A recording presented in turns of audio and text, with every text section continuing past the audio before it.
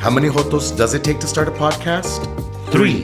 Alejandro, Joaquin. And Charlie. Amid a pandemic, 3 brown queer men from Los Angeles connected through laughs, tears, and joterias. Yeah, but that was so last year. A lot has happened since season 1. Now we're coming at you bigger, better, y con más orgullo. you are about to listen to some of our personal experiences as 3 brown jotos. Jotángeles, agarren sus bebidas, sus chucherias y súbanle a volumen porque se va a armar. What's up, everyone? It's the 3 Brown Jotos. I'm Joaquin. Hey everyone, this is Charlie. I'm Alejandro, and welcome to our second to last episode, y'all. Ya merito. Almost. One more, and that's it. I'm on this, I'm gonna miss y'all. we'll still be around, but and the feelings aren't mutual. I'm just kidding, friend. I love you. Okay. On this episode, we're going to be talking about one of our requested episodes. So we put it out there. We asked if y'all had any episodes y'all wanted to listen to, and this was it. It's about unconventional relationships. It was like the number one This request. was the most requested. Like, y'all really wanted to hear topic. about this stuff. So what's up? So- let's get into it. So with that being said, we have a very special guest, Miguel Bujanda, and I will let him introduce himself. Hey, what's up? How you doing, guys? My name is Miguel Bujanda, Southern California, San Gabriel Valley native, born in East LA. SGV. First generation Mexicano.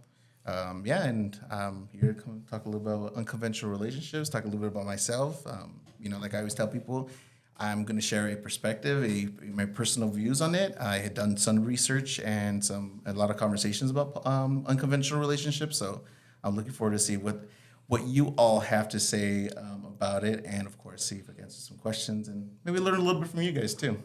Dope. Well, thank you for joining us, Miguel. We're excited to have you here. And this has been a while in the making. We've been wanting to talk to you and just get into it because, you do so much, from the work that you do and your perspective. So we're happy to have you here. And, let's get into it because, it's going to be a really juicy episode. We're going to talk about some stuff.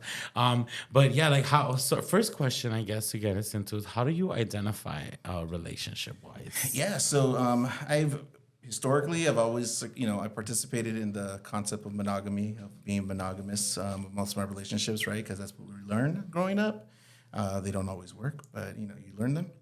Eventually, I've been able to participate in open relationships that are monogamous, and then eventually even was in a throuple. And now I would definitely say that I've explored polyamory, being polyamorous. But I like to use the term being polycapable. Means that I could be monogamous, but have the capacity to be polyamorous. So I could be monogamous, but have the capacity to be. And what does that polyamorous. mean? Like, what do you need to have the capacity? I think you got to be a great multitasker. Okay. Cut and paste messages to all your booze all at the same time. You can do those type of things. Okay. You gotta multitask, and I know you all bitches do it. So it's one of those things where I know you all can multitask. Yes. But I think the other thing is, you really think about it, is a lot of people already participate in a form of polyamory, in the sense of you have relationships, right? Maybe the person that your lover, you could identify as your lover, but you have your best friend, you have friends, you have family, you have work relationships. And you manage a multiple amount of relationships.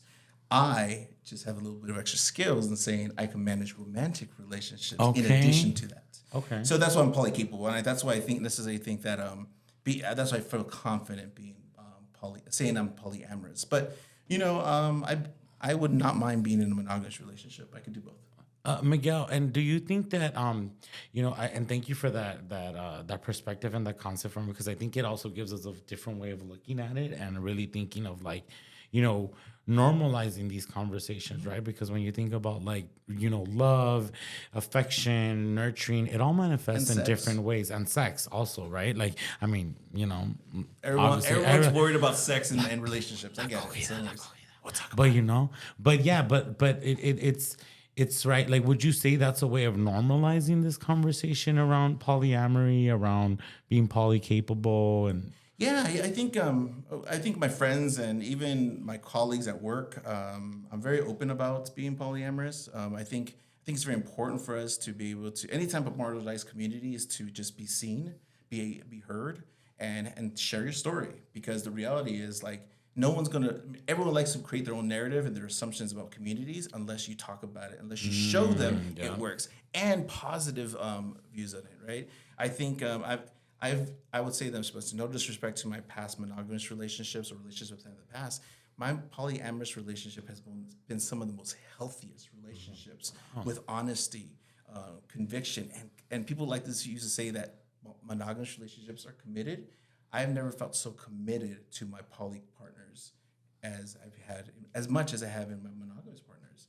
And a lot of people like to say like, oh, it's una puteria, right? Like it's just all like a bunch of stuff going on, and sex is a big thing. Sure, sex can happen, but we all know in relationships, sex changes. Like when you're having sex the first couple of months in a relationship, and then 5-10 years down the road, that shit changes. The thing that happens exactly in the same thing in poly relationships. So before we get into the meat and potatoes of this conversation, why don't we define what like monogamy, open relationship, polyamory is, so that way for our listeners they can really like people haven't heard it. Yeah. Right? Yeah, so I identify as polyamorous, but I really am interested in talking about actually monogamy and consensual non-monogamy. I think that's more common because you've all had that deal. Even your parents or your grandparents have had outside relationships, and everybody knows about them. Yeah. So as a Mexicano, like my dad, I always talk about my dad. My dad is like, when I told my dad I was polyamorous, he was like, "Oh, those are not real relationships." And I looked at him like, says the man who had 3 wives pregnant at the same time. Okay, that's the real one right there. And he was like, touche. Yeah. So it was one of those things where, I'm very out. My family knows I'm polyamorous. They've accepted it because my relationships have been very respectful. There's a lot of kindness. There's a lot of intimacy, but more importantly, just honesty and respect. So I would definitely say that so to define your question, to define monogamy, polyamory, in the traditional sense, and just so you know, in the traditional sense where it comes from, monogamy is having sex with only one person. Okay. But that's been in flux. That's changed. Yeah. Now, monogamy is having sex with one person at a time. Oh. Because the reality is, people say they're monogamous, but unless you're only fucking the first person you ever fucked, you're truly monogamous. Oh, so so you could be a serial monogamous. But also, too, the definition of what sex is has changed. Oh, God. No, I'm saying like he's like, if I suck his dick, like that doesn't mean I have sex with him. You know what I'm saying? Like, I don't know about that. You were all like, wait. It's okay. You know what? No, I think when I think about this is like the Bill Clinton scandal. Oh, like girl, Monica Lewinsky. I'm saying like I did not have sexual relationship with that woman, but like that white man, you kind of did. That white woman suck his dick. Yeah, exactly. That's what I'm saying. You did. Well, wait, she's like not fully white. She's actually, I think she's Salvadorian. Get it, girl? No, for real. Like I'm not even. I think she's like. Somebody fact check that, please. I'm gonna do that right now. Actually, wait, keep talking while I do that. Yeah. So I think monogamy in the traditional sense is having sex, having an emotional relationship or like a romantic relationship with one person at a time. A polyamorous relationship is having multiple intimate romantic sexual relationships with individuals, with multiple individuals at the same time. And it could come in the form of being a triad, a throuple, or even more than that. Or having, like myself, I call myself a solo polyamorous right now because I'm polyamorous, but I don't have a primary partner. I did for 4 years, and he was very, very supportive of me being polyamorous. Actually, he encouraged me, which is really nice. And I do polyamory. I practice polyamory by myself, and I have poly partners. So I have guys that I date. I like that Joaquin, when I was talking to him about it, he's like, bitch, that sounds like you're single. Yeah. And in a sense, though, but I consider them my boyfriends. Like, we call each other boyfriend. Okay. And one of them is actually married, has a husband. And the other one is also solo polyamorous. So we travel together, we do things together, and we act like boyfriends, like in this traditional sense, when we're together. So that's monogamy. So polyamory, monogamy, right? And then you have open and closed relationships. And open means that you have some sort of sexual agreements because of just your comfort level, your rules, whatever you want to decide. And there's an element of transparency there. You have some sort of transparency, whatever that could look like. And some people do the don't ask, don't tell policy, which is stupid. I think it's horrible. It's unhealthy. And then the other one would be like having sexual agreements of what you can and cannot do that are constantly revisited and reevaluated and see if they actually work for you, because people change and relationships change. So you need to assess and reevaluate your agreements all the time. And agreements are going to be broken, and how are you going to overcome when agreements are broken? That's important. That's an open relationship. And a closed relationship is typically like, you're mine, you can't do anything. So would a close relationship be a monogamous relationship? Well, yeah. The answer is maybe, because you could be monogamous and be closed, have a closed setup. Okay. You could be romantically monogamous and have sexually open. Mm-hmm. And a lot of people are like that. A lot of people. And that is considered consensual non-monogamy. Okay. You consent to not be monogamous, but it's only you two. You don't have other relationships. You don't have other boyfriends, other romantic interests. You have outside sexual partners, and you're both parties consent to that. And consent's a really big deal. Like, you need to have an effective relationship that's open. You have to have consent. You because that is, other than that, we call that cheating. And I abhor that word because it sounds like you're doing something wrong, when the reality is that we are not naturally monogamous. Monogamy is a practice. It's a choice. You have to choose monogamy. You don't just go in and walk in. You're like, oh, you're together. That's it. We're monogamous. I always tell people, I never want to have to be monogamous. I want to choose to be monogamous. I want to love you, adore you, find you desirable, be desired by you, to only want to be with you.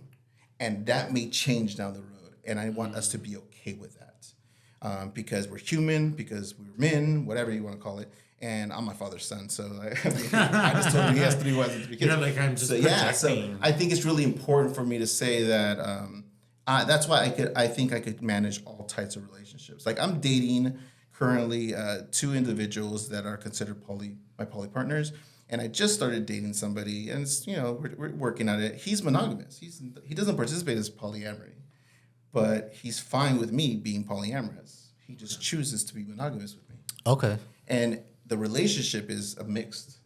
It's a discordant relationship. I love it. So the thing is that he's monogamous, but he may choose to be polyamorous, and I'm going to support him. I'm going to cheerlead him. I'm going to support him, and even help him manage outside relationships, because if I love him enough, I want him to be happy. And the idea behind polyamory is a term called compersion, in which all of us could actually benefit from this.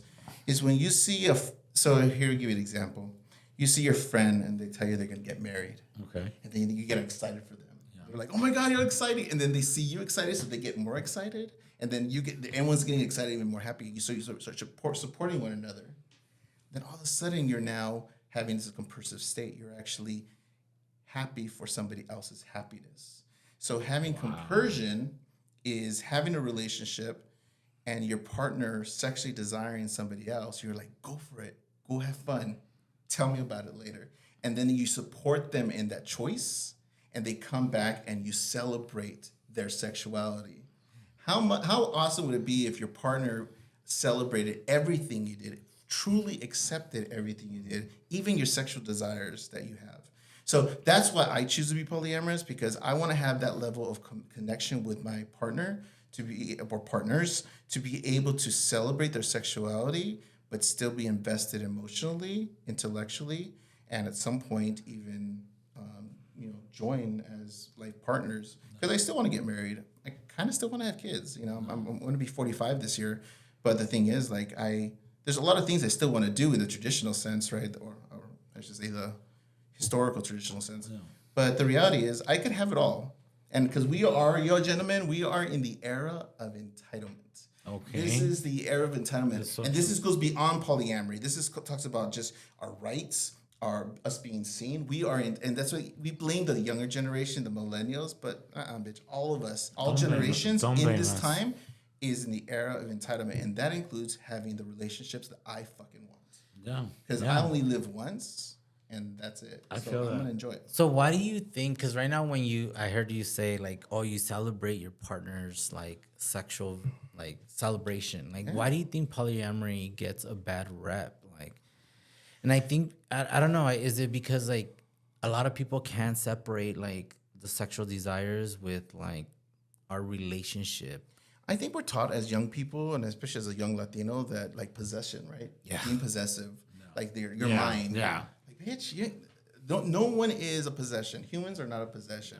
I think it's really important for us to say that, having that something that's those standards as we're growing up really complicates us, because I was watching this young couple, and they must have been in high school.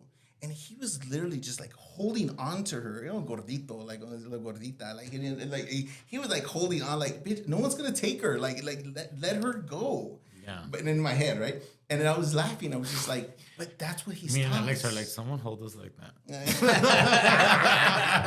I mean, don't we That all? was Alex. I mean, me and Alex were like, hold us. What the fuck? But I'm looking at it and thinking about, like, that's what we grow up with. We're taught to possess the individuals that we're with, because they shouldn't do anything but without us. And this is why a lot of our friendships end, because we get so obsessed with our partners. This is why that's so true. It complicates so many different things, because we're so obsessed with the individual. Give them their fucking space. Let them take that space. Like, I'm talking to this guy that, I'm dating, and we just, yesterday we were talking about, like, I'm like, hey, I just want to know where the path, which direction we're going, being the relationship we are. And he's like, well, we could live together. And I'm like, cool. I'm like, but this is a couple years, so nothing right now. He's like, oh, thank goodness, we're on the same page. So it was really good conversation, and I think it was really important for us to say that that having that type of possessiveness can be very traumatic. It could be very violent. Oh, and yeah, abusive. definitely. So I think I choose not to be like that. I think it's very important for us to recognize that it could be very toxic. And not because we're bad people, it's we just don't know how to regulate our emotions when we're in that state. I think we also have this expectation in a relationship that you're going to give me everything I need emotionally, physically, sexually, and that's a lot of pressure to put on a person. Fucking exhausting. That's a lot. Yeah. I mean, that's a lot. And so I think that a lot of times we put that pressure on these individuals, not necessarily thinking about that. Yeah. Like, damn, like I expect them to be there for me emotionally 24/7. But am I there for them emotionally 24/7? It's a two-way street. And I think that it challenges that idea. Like, this is why this works, because maybe this partner gives me these emotions that I need and doesn't know how to give me these others, but this other person does. And they fill in those voids and gaps. My question to you, Miguel, is do you often find yourself having to defend your relationship preferences? I don't feel like it. I think I've articulated enough for people to understand, like, Miguel is Miguel the way he is. And I mean, if you follow my Instagram, you see my relationships that I have on there. You'll see my relationships also treated similar to like my friendships. Like, you'll see, like I posted a picture of my best friend and I having dinner. I'm like, sometimes some of the best dates are with your best friends. And people were like, are y'all dating? I'm like, wait. It's okay. It's okay. Everyone wants to know what Miguel Bujanda is up to. I mean, what's Miguel on? Find me and let me know. Where you find me. And I think it's one of those things where I think it's really important to just be you, authentically you, and showcase the stuff that works. I mean, don't get me wrong, my polyamorous relationship have had their own challenges. Yeah. But I'll be very honest with you all. I've been dating somebody since 2016. We've had 0 fights. I kid you not. We've had 0 arguments. Okay. All of my poly partners. Now, the one I did have more challenges with was my primary, the one I lived. Very typical and structured is a monogamous relationship. We were open and polyamorous. But we lived together. So the time we spent together, the sharing of finances, all those things, those are challenging, right? And regular, typical problems. Yeah. But that one I had we definitely had a lot more arguments. The other ones, I didn't. We Well, haven't. you brought something up right now, and maybe you can clarify, right? And maybe it's, there's no difference, but is there a difference between polyamory and being in an open relationship? Absolutely, yeah. Yeah? You could be in a polyamorous relationship and closed. Okay. Like, for example, say the two guys I'm dating, they both live in Chicago, and the guy I'm polyamorous long distance relationship, you're a real one. Sis. I know. Like, damn. My dad like always the said, layers on it. amor de lejos. I mean, Okay. amor de lejos not también. that. I mean, the amor de lejos is nice because, you don't have That's to true. take care of it. You're like, pero después me cogen como pendejo. I was just saying. Ay, qué rico. No, I think it's really important for if I chose. See, the thing is, people like to label like polyamorous and like just because we're dating that we're in a monogamous or polyamorous relationship. You could be one thing, I could be another thing. Okay. It's a matter of like how we respect each other and communicate. Okay. And that should go along with even two monogamous people. You should both consent. But unfortunately, people, I mean, there's many of us, and I'm guilty of this too. And I'm not saying you all, Jenna, but people that we know that say they're monogamous, Yeah. they cheat plenty. Say that again for the people in the back. Let me tell you, there's a lot of hypocrites out there that Yeah. say they're monogamous and love to shit on shit like relationships like mine. Yeah. When they're fucking other people, Yup. and I'm like, Yup. girl, bye. Yeah. But the thing is that I think it's really important to acknowledge that those are the individuals that I feel like are the ones that attack me more. Yeah. Of course. Hipócritas. I'm like, girl, cállate. Yeah. She's saying it in Spanish too. Because, she meant I know. I watch too many novelas. So Yeah. Miguel, we asked questions on our Instagram. Yeah. That I kind of want to discuss. So one of the questions we asked was, can one cheat while being in an open relationship? So hold on, before we get your response. So we got a mix of responses. A lot of people said no because you're open. What did you expect? And a lot of people said yes because it's like the rules that you set like amongst your partner. So what do you have to think about that? I think it's a case-by-case scenario. I think, let's talk about cheating. Cheating is really a violation of the trust, right?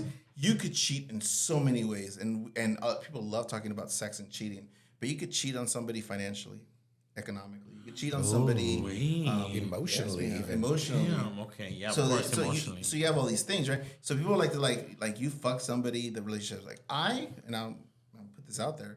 I would not break up with somebody for sleeping with somebody else, even if they broke an agreement. Why? I don't value sex as an indicator of my love for somebody. Okay.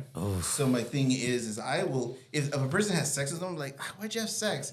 My thing is, I wouldn't worry about them fucking. I'd be worried about, like, why'd you lie to me or feel like you had to lie to me? Or hide it. Hide it. Because you work so hard at creating a space of openness and transparency. Sure. And the other part is,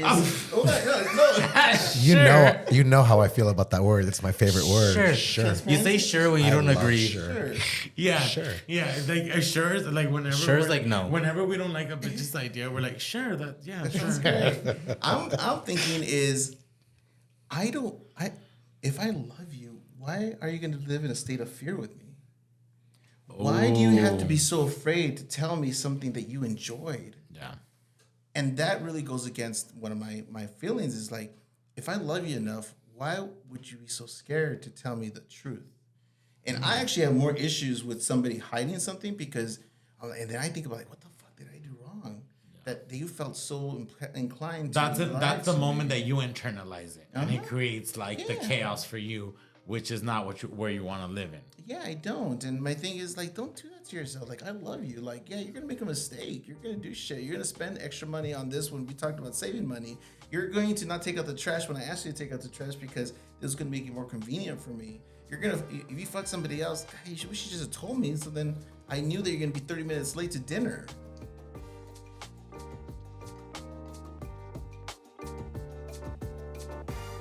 With that said and done, this is Three Brown Jotos out.